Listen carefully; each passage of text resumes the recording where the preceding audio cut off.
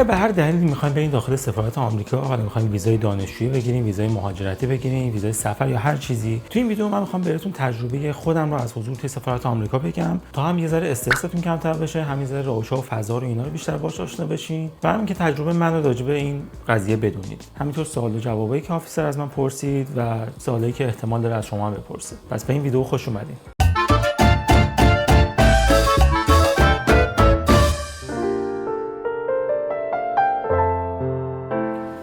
بازم ببخشید من چون ویدیو توی یوتیوب هستش باید 3 تا جمله رو بگم که از نظر قانونی این ویدیو مشکلی نداشته باشه. This video is based on my personal experience and this is not legal or immigration advice.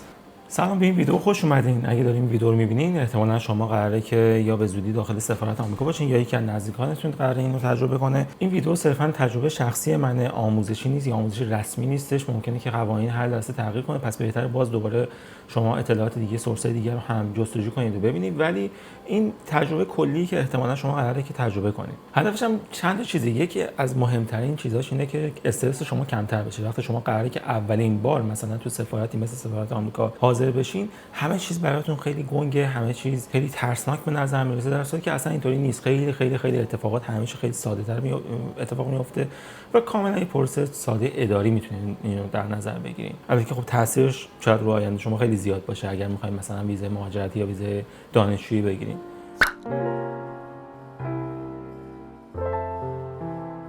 خب نکاتی که قبل از رفتن به سفارت شما لازم دارین که انجامش بدین، یه بخش زیادش آماده سازی مدارکتونه نسبت به اینکه به چه شکلی قراره که حاضر بشین توی سفارت، روش حالا ویزا گرفتنتون به چه شکلی یا هر چیزی.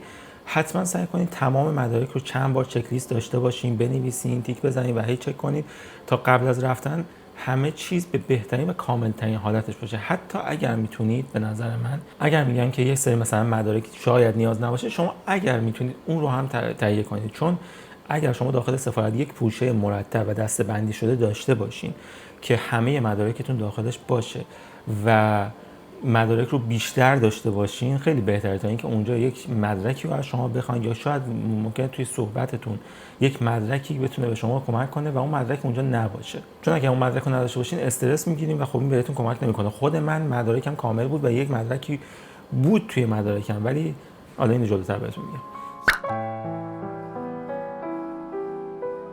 مورد بعدی لباس مناسبی که نه خیلی رسمی باشه و خیلی دیگه مثلا یک لباسی باشه که خود شما نیستین، نه یک لباسی باشه که مرتب و منظم نباشه.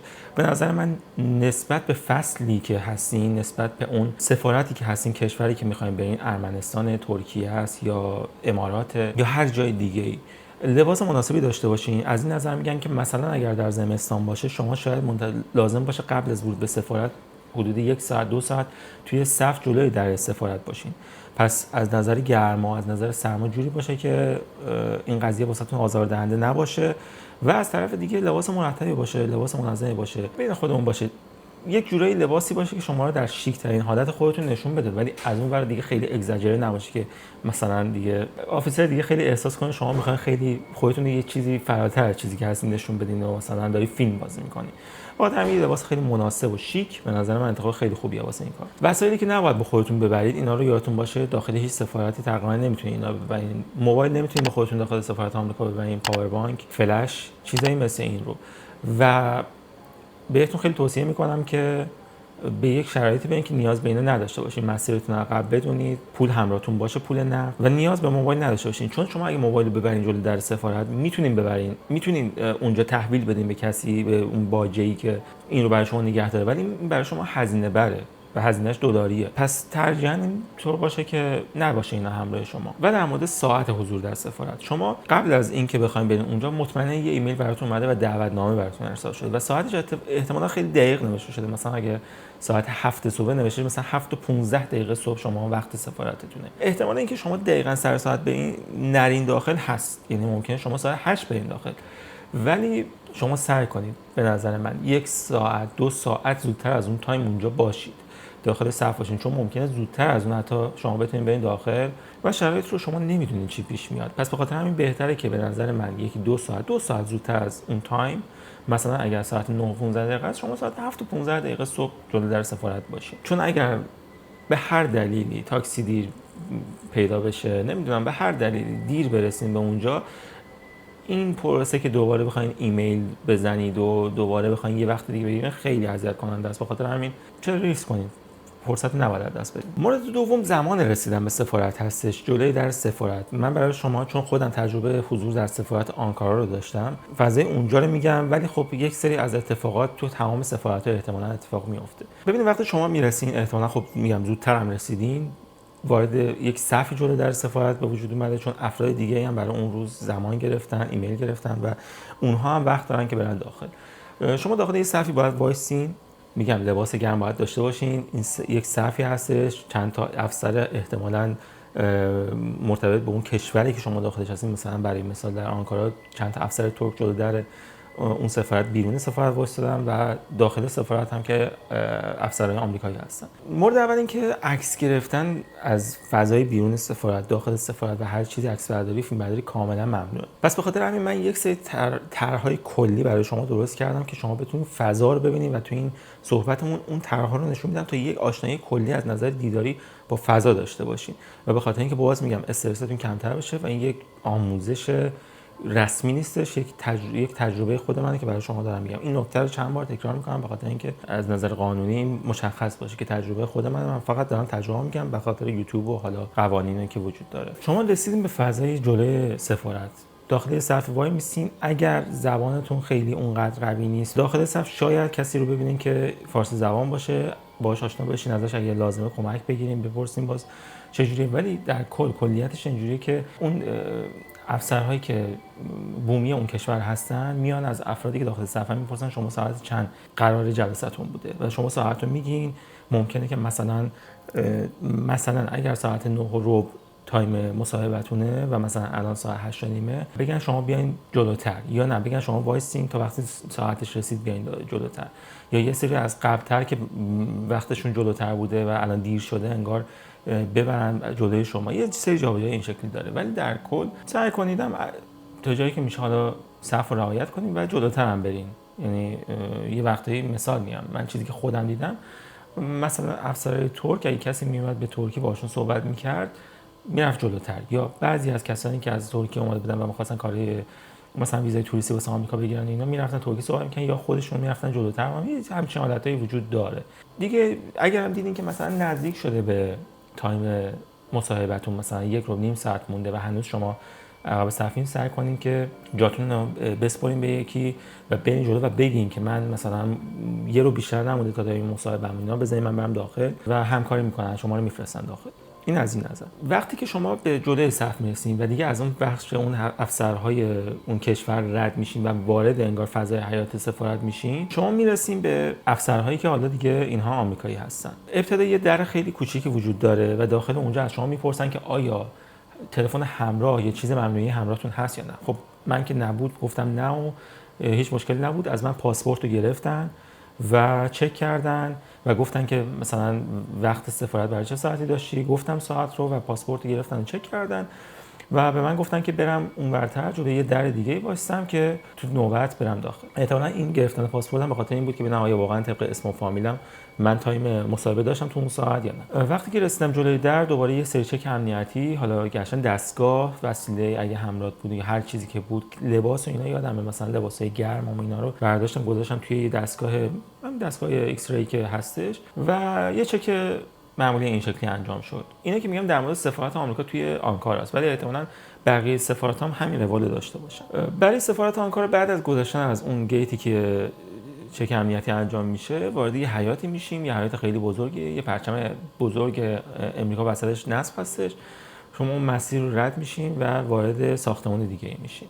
توی اون ساختمان که میرسین، باز دوباره یه صف دیگه تشکیل شده که به شما نوبت میدن. به نوعی شما بابت حضورتون توی اون سفارت و حالا چه کارتون انجام بشه، ویزاتون رو بگیرین و چه کارتون انجام نشه، یه هزینه سفارتی دارین میدین.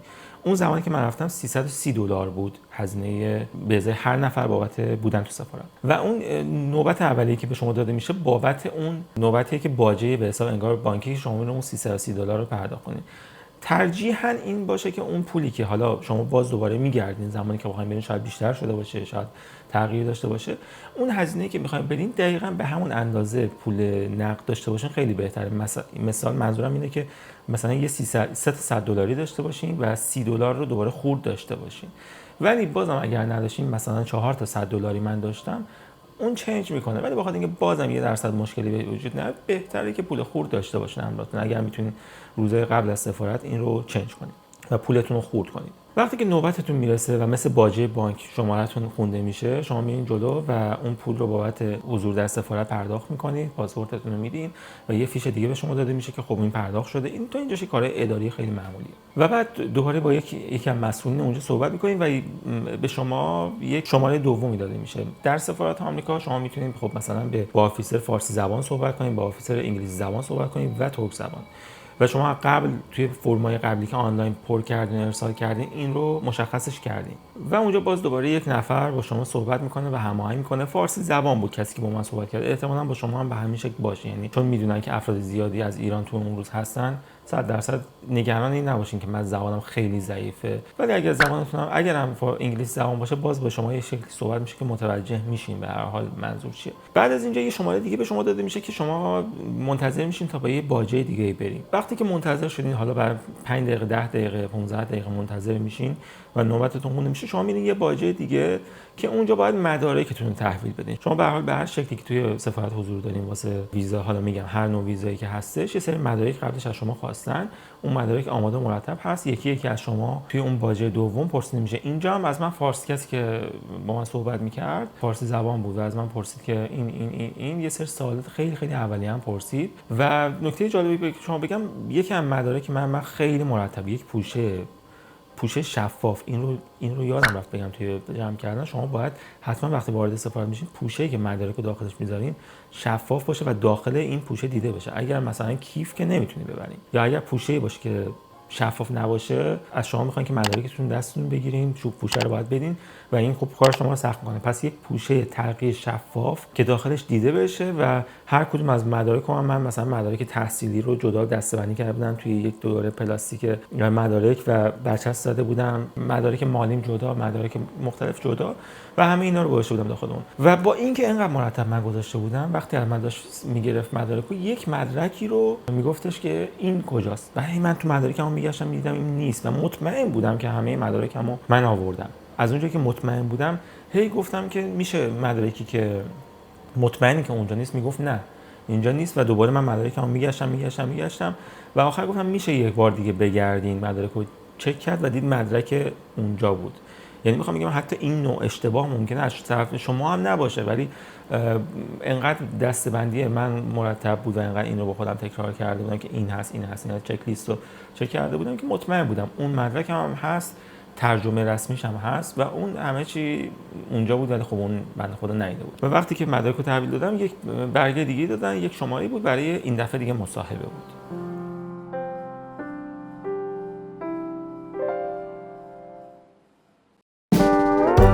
تا اینجا ببینید شما توی فضایی هستین که همه چیز دوستانه است، خیلی فضا آرومه، اصلا استرسی به شما وارد نمیشه اونجا. یعنی من مطمئنم که خیلی از افراد قبل از اینکه بخوام برن داخل سفارت آمریکا خیلی استرس دارن و فکر میکنن واقعا اونجا چه اتفاقایی قرار بیفته. همه چیز خیلی آروم پیش میره. شما اتفاقا افراد دیگه هم میبینید، ایرانیای دیگه هم میبینید، با اونها هم صحبت میکنین، احتمالاً به نوعی هیچ استرسی وجود نداره. حالا اینجا یک بخشی که به نظر من یکی از بیشترین استرس ها رو افراد دارن، چون فکر میکنن که خیلی اتفاقایه، یعنی یک پیش زمینه ذهنی خیلی عجیب غریبی راجع به این قضیه دارن. فکر میکنن یک اتاق مثلا هم چیزی که تو فیلم‌ها دیدن و میزیه وسط و میان ازشون مثلا بازجویی میکنن یا چیزای شبیه این، واسه که اصلاً این شکلی نیست. ببینید تایمی که به شما دادن، یک برگه که به شما دادن که زمان مصاحبتون هستش، شما میایین مثلا اینجا یک سادنی اینجوری صندلی شما میشینید و روبرو مثل دقیقاً باجه های بانک 7 تا باجه بانک رو در نظر بگیرین، جلوتون هستش و افراد دیگه که قبل از شما دارن میرن مصاحبه بشن جلو نشستن و شما دارین میبینید و حتی حرفای اونا رو بعضیاشو به انگلیسی، یکی به فارسی میشنوید حرفا رو. و اینکه مثلا 2 نفر اگر شما یک زوجی هستین جدا مصاحبه میشین یا نه تو سفارت آنکارا که 2 نفر اصلا توی یک باجه میرفتن میشستن و صحبت میکردن و آفیسر یه سوال از خانم میپرسید، یه سوال از آقا میپرسید، چیز استرس زایی نیستش. در مورد سوالات ببینید، من خودم قبل از اینکه برم داخل سفارت یک چیزی رو به شما پیشنهاد میکنم. اول اینکه شما در هر کشوری که میخواین برای مهاجرت اقدام کنید، برای هر کاری اقدام کنید، اصل کلی بر اساس به نوعی راستگویی و صداقت. توی این مسیر خیلی‌ها ممکنه به شما خیلی پیشنهادهای مختلفی بدن که بر اساس راستگویی نباشه. من خودم هیچ کدوم از اینا قبول نکردم. خیلی‌ها میان پیشنهاد میگن کار تو خیلی راحت‌تر میشه اگه این کارو بکنی، اگه اون کارو بکنی، فلان فلان فلان فلان فلان. ولی حتی شما اگر مهاجرتتون انجام بشه و برید داخل اون کشور و بعد چند سال مشخص بشه که شما بر اساس نمیدونم مثلا مدارک تحصیلیتون رو دروغ گفتین مثال، یا این دیگه بس بدین به هر جای دیگه، اگر متوجه بشن شما رو دعوت میکنن و شما رو عذرتون رو میخوان. من میگم بر اساس راستگویی اگه همه چی جلو بره خیلی بهتره تا اینکه بر اساس دروغ باشه و بعد بخواید استرس اینو داشته باشین که آیا چی میشه چی نمیشه فلان. اینو برای چی میگم؟ من یک پیشنهادی میکنم، شما اگر مثلا به صورتی میخواین خودتون برین صحبت کنین یا زوج هستین میخواین صحبت کنین، به هر حال شما توی اونجا استرس بهتون غالب ممکنه بشه و به خاطر اینکه این استرس باعث نشه که یک موقع شما خب حق بدین دیگه، آفیسر داره شما رو بر اساس یک سری حالا اطلاعاتی که قبل فرستاده شده و جستجویی که انجام شده احتمالاً و بعد صحبتی که با شما داره میکنه بعد قضاوتتون کنه. پس اگر یک موقع مثال میگم یک زوج حرفاشون با هم متناقض باشه و بدون دلیل خاصی یا بدون قصد این کار انجام بشه، این ممکنه این داستان برای آفیسر یه ذره گیج کننده بشه و این خوب نیست. به خاطر همین تمام چیزهایی که ممکنه که پرسیده بشه من برای شما توی یک کامنت می‌نویسم. من خودم با کمک حالا هوش مصنوعی این داستانا 50-60 سوال رو بهش رسیدم و البته اینکه من مصاحبه شما در سفارت ممکنه بین 7 دقیقه تا 15 دقیقه نهایتا اونجا طول بکشه. من به خاطر یک سری شرایط 45 دقیقه با 5 تا آفیسر مختلف مصاحبه کردم و قبلش هم شاید نیم ساعت داشتم مصاحبه بقیه رو میشیدم. یعنی فکر نمی‌کنم کسی به اندازه من مصاحبه شده باشه اونجا. به خاطر همین به شما میگم که من بر اساس سوالایی که پرسیده شده و غیره و غیره و غیره اینا یک سری سوالات کلی که در مورد کلیت شما هستش، زندگی شما، تحصیل شما، کار شما، همه اینها براتون می‌نویسم. اینها رو به نظر من بد نیست که اگر زوج هستین قبلش با هم دیگه یه بار صحبت کنید روزهای قبل و اینا رو به یک حرف واحدی برسین و میگم واقعیت رو با هم دیگه مرور کنید و ببینید که یک موقع استرس باعث نشه شما چیزایی بگین که یک موقع ناراحت کننده باشه واسه آفیسر یا فکر کنه که شما چرا دارین این یک چیز داره میگه اون یک چیز داره میگه، حالا چه با هم مصاحبه انجام بدین چه جدا انجام بدین. پس شما شب قبل از اینکه وارد بخواید برین سفارت مدارکتون رو چک کردین و سوالا رو با هم دیگه مرور کردین یا با خودتون اگه تکی میخواین برین مرور کردین. گرمم شد. اینو باز کنم بذار. ویو رو دارین؟ در مورد سوالا من میگم 50-60 تا براتون سوال می‌نویسم، ولی شاید از شما 2 تا سوال بپرسه و ویزای شما به شما داده بشه. شاید از شما 20 تا سوال بپرسه و شما ای پی بشید، یعنی به شما بگن که ما هنوز قانع نشدیم و باید بیشتر جستجو بشه در مورد شما. شاید از شما یه دونه سوال بپرسه و شما رد بشین، شاید از شما 30 تا سوال بپرسه و بازم رد بشین. یعنی میخوام بگم که اینجوری نیستش که اگه میگم 50 تا سوال این 50 تا رو باید بشین حفظ کنین. اگر شما بخواید واقعیت باشه که حفظ کردن نداره، فقط اینه که شما یک بار دیگه مرور کنید که اونجا استرس نگیرید. حتی اگه استرس هم بگیرین البته آفیسر مشکلی با این قضیه نداره. خیلی داریم راجع به این قضیه صحبت کنیم، پس بزنیم بگیم حالا نوبتمون شد. اسم ما رو خوندن، ما قبلش دیدیم یه سری دیگه مصاحبه کردن، بعضیاشون قبول شدن، بعضیاشون ای پی شدن، بعضیاشون رد شدن. خانواده‌هایی رو دیدیم که مثلا مادر و بچه قبول شدن، پدر ای پی شد، هم خوشحالن هم ناراحتن، یه جور عجیبی، یک حس عجیبی این شکلی داره. حالا سردم شد، باد اومد، بدبختی داریم ما. ولی میگم این اون چیز ترسناکی که تو ذهنتون هستش که مثلا توی اتاق سرد و تاریک قرار بازجویی انجام بشه، نه اینجوری نیست. شما رو میخونن، شما میرین جلو، برخورد آفیسر چه فارسی زبان باشه، چه انگلیسی زبان باشه، چه ترک زبان باشه، این رو احساس میکنید. در ابتدای صحبت هیچ پیش زمینه‌ای راجع به شما راجع به صحبت وجود نداره، حداقل در ظاهر. یعنی فرقی نمی‌کنه که شما افغان هستین، شما ایرانی هستین، شما آسیایی هستین، هر ملیتی که دارین، شروع صحبت بدون قضاوت شروع میشه. یه چیزی بین دوستانه و رسمی، یعنی نه خیلی خشکه نه. بازم البته اینا همه ارتباط داره. ممکنه که شما یه آفیسر با شما به یک اخلاق صحبت کنه، ممکنه یک دیگه با یک اخلاق صحبت کنه. سوالا رو مو به مو نمیتونم بگم، خیلی کلی به شما میگم. صرفا با سوال شخصی شروع نمیشه. یعنی شاید مثال بگم، یک جایی توی صحبت شما مثلا در مورد یک جایی توی پرونده‌ای که ارسال کردین در مورد کارتون و سوال بیاد در مورد اون بپرسه. ممکنه سوال درست پرسیده بشه، ممکنه اشتباه پرسیده بشه که ببینن واکنش شما نسبت به اون چیه. و سوال کلا شخصی کاریه، اعتقادی ندیدم در مورد دین و اینا هیچ سوالی نمیشه.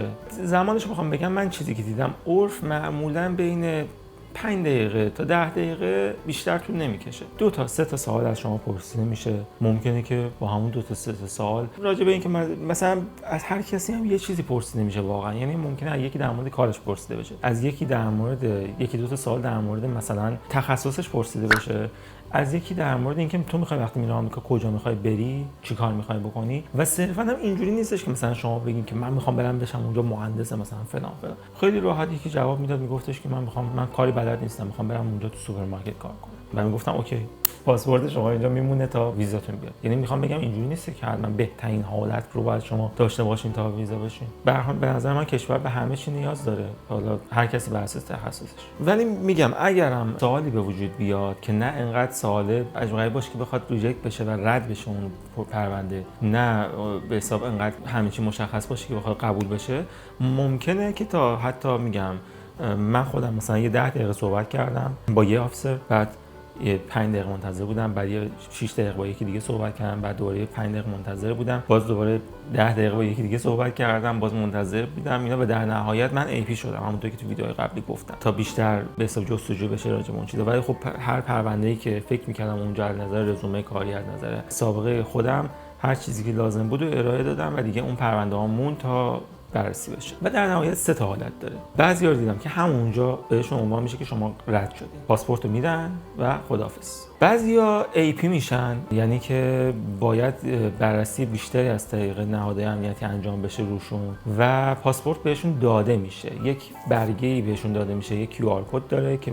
حالا یه سری توضیحات دیگه هم داره. اونجا عنوان میشه که این QR کد رو باز کن و برو مثلا توی این فرم دوباره اطلاعاتی بنویس. این اطلاعاتی که حالا می‌نویسی بیشتر از اطلاعات قبلیه، جزئیات بیشتری داره و شما اون فرم رو پر می‌کنید و دیگه منتظر میشین تا نمیدونم 2 ماه، 6 ماه، 1 سال، ممکنه طول بکشه تا سال مالی بسته بشه دیگه که جوابش بیاد. ممکنه جوابش بیاد و شما قبول بشین، ممکنه جوابش بیاد قبول نشین، ممکنه جوابش نیاد اصلا و شما تو همون حالت AP بمونید و هیچ موقع جواب نگیرید و دوباره مثلا شاید دفعه بعدی دوباره اقدام کنید، برای سالهای بعدی اقدام کنید برای بودن تو سفارت. و حالت سوم بهترین حالت اینه که شما قبول میشید. وقتی شما قبول میشین، آفیسر قبلش از شما ممکنه که بگه که مثلا بلیط برگشت دارید؟ آیا بلیط برگشت گرفتید؟ شما میگین بله بلیط گرفتم. وقتی شما اصلا این سوال پرسیده نمیشه که آیا شما بلیط برگشت دارین، چرا آفیسر باید بدونه؟ شما قبول شدید. پس من باشم میگم نه بلیط ندارم، یا میگم مثلا بلیطمو کنسل میکنم. چون شما وقتی که قبول میشین، پاسپورتتون با دست سفارت بمونه چند هفته، 2 هفته، 3 هفته تا اون پروسش انجام بشه و ویزای امریکا که یک گرین کارت 1 ساله به نوعی هستش، اگر مهر ورود روش بخوره، اون ویزا داخل پاسپورت شما قرار بگیره. پس شما بدون پاسپورت از سفارت خارج میشین. ممکن از این رو سوالا از شما بپرسن، ممکنه که به شما بگن که شما واجد شرایط هستین، شما قبول میشین و پاسپورتتون اینجا مونه. یعنی اینجوری هم ممکن روک به شما بگن و شما میرین پاسپورتتون رو تحویل میدین به میزی که پشت سرتون هستش و یه پروسه 2 هفته 3 هفته‌ای طول میکشه تا شما پاسپورتتون از طریق پست به آدرسی که قبلا توی فرمای قبلی اعلام کردیم بیاد و اون پاسپورت رو وقتی باز می‌کنید داخلش ویزا هستش. این دیگه بهترین حالتشه و به حساب بهترین شرایطه. به خاطر همین من میگم قبل از رفتن به سفارت، چون شما نمی‌دونید بعدش چه اتفاقی قرار بیفته، من بلیط برگشت رو نگرفته بودم. ترجیحاً به نظرم که بلیط برگشت رو بزنید وقتی از سفارت اومدین بیرون و برنامه‌تون مشخص بود بخرید و برگردیم کشور. در مورد رفتن به اونجا من قبلش استرس نداشتم، ولی فقط برام خیلی سوال بود که اون مصاحبه چجوری انجام میشه و حقیقتا ویدئویی ندیدم که اینقدر شفاف بگه این داستان رو، فضاش چه شکلیه. و خب البته فکر کنم این اولین ویدئویی هستش که اون فضا رو برای شما به صورت حالا کلی نشون میده که شماتیک به چه شکلیه، شما یک پیش زمین ذهنی داشته باشین که با چه فضایی قرار روبرو بشین.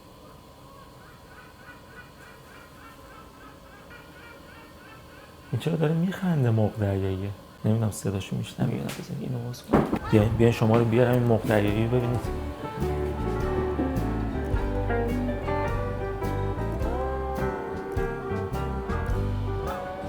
و مورد آخر این که آیا بعد از رفتن به سفارت به نظر من آسان‌تر بود یا نه؟ آسان‌تر هم بود. یعنی وقتی شما اصلا می‌بینید که اصلا چقدر بی‌دلیل استرس داشتین. نکته خیلی مهمش اینه که سعی نکنید نقش بازی کنید. و دوم واقعا توصیه انسانی من اینه که آرامش، صداقت و به نوعی کوتاه جواب دادن. شما لازم نیست همه چیز رو خیلی طولانی و کامل بخواید توضیح بدین. نمیخوام سوالاتو بگم ولی مثلا مثال میگم، من با همسرم که اونجا بودم سوال مثلا در این حد بود که آیا شما از همسرم سوال این شکلی بود، میگفت میبینم که شما تجربه خیلی خوبی در سوشال مدیا مارکتینگ و مدیریت تبلیغات و شبکه‌های اجتماعی دارید، در صورتی که این تخصص من بود. و همسرم گفتش که نه، من تجربه کار با سوشال مدیا رو دارم ولی این تخصص همسرم هستش و همسرم خیلی متخصص تو این زمینه. خواهش میکنم. ولی در کل میخوام بگم که حال و هوای سوالات اینجوریه. شما به خاطر همین من میگم آرامش، صداقت و کوتاه پاسخ دادن. لازم نیست خیلی بگی نه من اینجوری بود اونجوری بود. آره این شکلی، بله این شکلی، نه این شکلی. کجا میخوای بریم؟ من میخوام برم پیش نمیدونم دوستم اونجا مدت اول بمونم. کار چجوری میخوای بکنم؟ من این کارو میخوام بکنم. اینجور سوالاست. تجربه این تجربه منه. شما ممکنه که تجربه متفاوتی داشته باشید. این تجربه مختلف رو ببینید، ویدیوهای مختلف رو توی یوتیوب ببینید. دوستان زحمت کشیدن، همه چند نفر من دیدم که قبلا این ویدیو رو گذاشتن و تجربه خودشون رو گفتن. خانم آقا این برای شما میتونه خوب باشه. و باز هم مثل همه ویدیوهای دیگه من میگم این پروسه اگر شما بابت حالا پروسه مهاجرتی این تجربه رو داشتین، خیلی هم روی افکار روان خودتون کار کنید، چون این قضیه به شدت میتونه آسیب‌زا باشه واسه شما. به نظر من تمام کسانی که یا رد شدن، حتی کسانی که به همین دعوتی که ما داریم راجعش صحبت می‌کنیم نمیرسن، یعنی شما خب این ایمیل براتون اومده که دعوت شدین به سفارت، مثلا تو پروسه مهاجرتی خیلی‌ها 1 سال منتظر میشن تا این ایمیل بیاد و این ایمیل واسهشون نمیاد و حتی مصاحبه نمیرن و واقعا ضربه‌ای روحی بعدی می‌خوان، چون 1 سال منتظر بودن و با خودشون فکر می‌کردن اگر برم مصاحبه بعدش میرم. اگر باشون صحبت کنید شما می‌بینید که خیلی آسیب‌های بدی دیدن و شاید حتی میگم لازمه که همه کسانی که این شکلی این تجربه رو داشتن با خودشون کار کنن، آرامش بگیرن. حالا میخواد از طریق نمیدونم هر طریقی که هستش خودتون رو آروم کنین، به خاطر اینکه این آسیبش اگر مخصوصا افرادی نباشن دور براتون که خیلی بخواین ساپورتتون بکنن، واقعا ممکنه آسیب‌زا باشه و بمونه روتون، چون به هر حال توی چند تا مرحله شما انتظارهای طولانی دارین که واقعا هیچ دیدی راجع به آیندهتون ندارین. قبل از مصاحبه یه شکلی، حالا شما اون قضیه رو رد کردین، زمان مصاحبه در سفارت باز دوباره بعدش اگه ای پی بشین یه شکلی، اگه رد بشین یه آسیب روحی دارین، اگه ای پی بشین یک پروسه 1 ساله‌ای رو دوباره توی برزخ به نوعی هستین. در صورت زندگی ادامه داره، مراقب خودتون باشین. مرسی که این ویدیو رو دیدین. امیدوارم که بهترین اتفاق و اون چیزی که براتون بهترین حالت رقم بخوره، چه ویزا شدن باشه چه نباشه. شاید ویزا نشدن برای شما راهی باشه برای یک اتفاق خیلی بهتر تو زندگیتون، پس اینجوری بهش فکر کنید. اگه ویدیو رو تا اینجا دیدین ممنون میشم لایک کنید، کانال رو سابسکرایب کنید و اگه سوالی هم دارین باز میگم توی کامنت بنویسید. من فکر کنم تا الان همه کامنت‌های کانال رو جواب دادم و اصلا بخش کامیونیتی یوتیوب مورد علاقه ترین بخش من توی یوتیوب. من همه کامنتاتون جواب میدم. اگه سوالی دارین، نظری دارین یا هر چیزی هست یا حتی اگه خوشتون اومده ممنون میشم برام بنویسین، خیلی بهم کمک میکنه. فعلا خدافظ.